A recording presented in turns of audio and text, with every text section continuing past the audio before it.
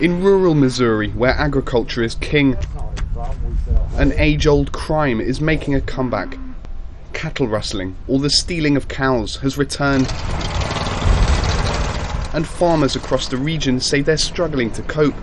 Charles Thompson's been raising cattle on this farm since the 1960s. He says the rise in thefts is a direct result of the weakening economy. I say it's going to be worse. People's going to get money. I mean, you steal one of these cows, you're talking $700,000 apiece. Load up 10 of them, see what you got. That's a pretty good salary, right? Well, yeah. His neighbour Jim Stein lost more than $25,000 worth of cattle when thieves driving high-powered trucks broke through the gates.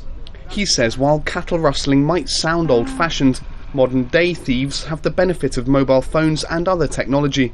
It's a lot more sophisticated than it was, but I think we need to go back to some of that old cattle time and do a little hanging on it, and it might stop.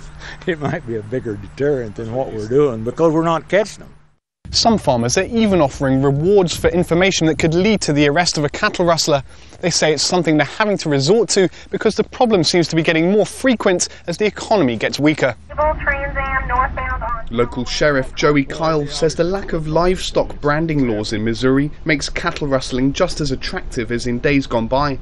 Well, it's the same thing that made it lucrative back then. It's a big payday.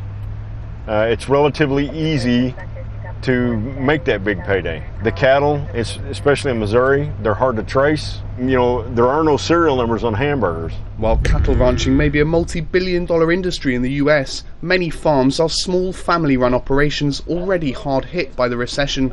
The fear here is that a surge in cattle rustling could push some out of business altogether. Sebastian Walker, Al Jazeera in Clever, Missouri.